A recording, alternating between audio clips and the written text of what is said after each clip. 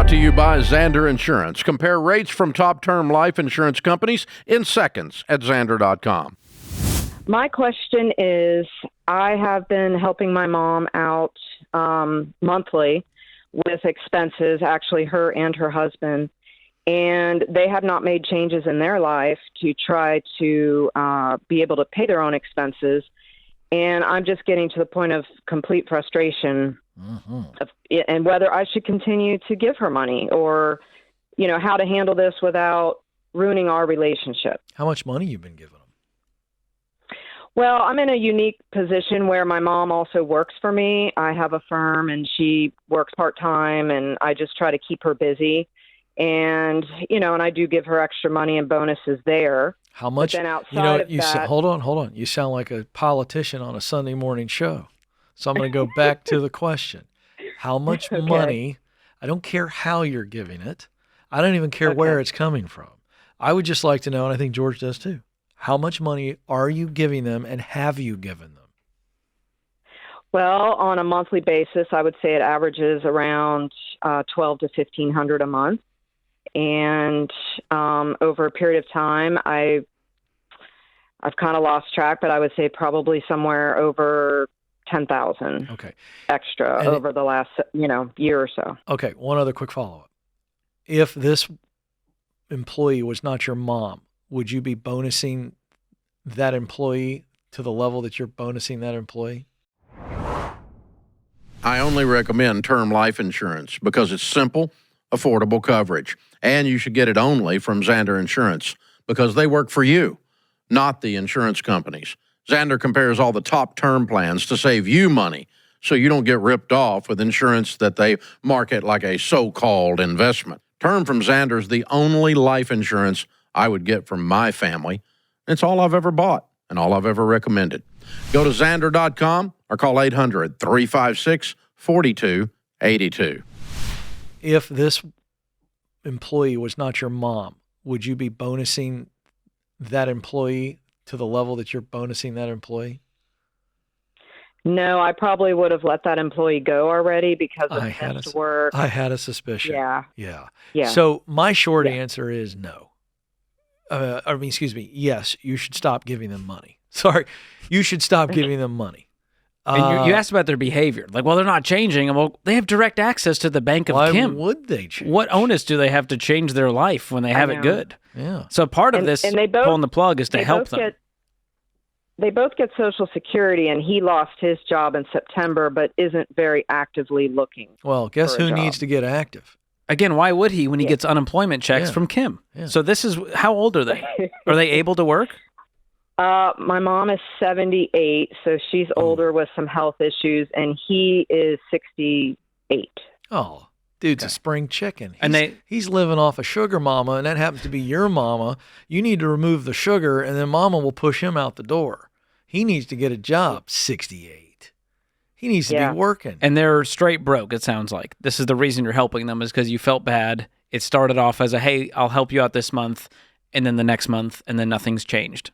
Has this been going on for a year now? How long? This has been going on and off for several years, depending on their financial situation. They barely make ends meet. They get down to $10 in the bank. She's crying. It's what is their total income without you involved? Let's see. That without me completely not involved, I would say it was around $2,400 a month. And what are their expenses? Are they living on their own? Do they have debt? They do live on their own. They rent a home. Their expenses are probably $500 to $800 more than what they make. Okay, so you're telling me $2,900 could solve this, and they make $2,400. Right. Yeah. So you're telling me a 68-year-old can't work and make $500 extra bucks a month? Evidently not. Well, no, we're going to find out. You know that's not true. We're about to find out. Yeah, you're already borderline resenting your mom, if not full blown. I am, and I don't want to get to that point. I know you don't. This money situation is getting bad and very frustrating. So the reason I'm bringing that up, please come up with a plan. They're not going to, and you know why? There's no reason for them to innovate. So I don't know if you ever studied innovation. You run a business. You probably have read some books on innovation. You probably talked about innovation, and you yourself have probably had to innovate before. But what's so fun about innovation is the research shows that innovation is at its most effective when someone has very little resource. It's just amazing how creative we humans can be at problem solving when we don't have much resource and we just have to figure it out. Does that resonate with you, Kim? It does, yeah. Well, guess what? They don't have a plan, and they're not going to come up with a plan because they're not squeezed into a corner. But you put them in a corner, and it's going to be shocking how quickly Sparky will get to work. Yeah. And he needs to get to work. And so the reason I bring up the resentment piece is this. Your mother's 78. Hope she lives 10, Yes. 15, 20 years, okay? But I have Yeah. aging parents right now. They're in their mid-70s. And I just think if I were you, I would be more worried about the limited time I have left with my mom being soured by this codependent situation that you've allowed yourself to get into. And you aren't a bad person, Kim. You are a phenomenal person and a phenomenal daughter. Make no mistake about it. But I'm trying to encourage you to say the person that I know you to be is going to want to have a nice twilight season of relationship with her mom. And the only chance of that happening is if you go, Mom, I can't do this anymore, and lay it out very clearly why. But be okay with her not being okay with it. But the alternative is way worse. Till you get to a point one day where you snap at her, say something that hurts her, or you cut her off altogether and it's ugly. I just think there's pain on both sides of this. One is a rip off the Band-Aid quick sting pain, which is cutting them off now and telling Mom why. The other one is that, George, that deep surgery, a lot of therapy afterwards. Oh, yeah. You know? There's a lot here. Has this been going on her whole adult life? There's been a lot of situations in the past that, yeah, she has made very poor decisions and needs to be bailed out here and there. And yeah, I mean, it's an underlying theme. Yeah. And it's much harder to turn this around at 78 years old than it is 38 years old. So this is not going to be an easy road, whether it's stopping giving her money or firing her as your employee.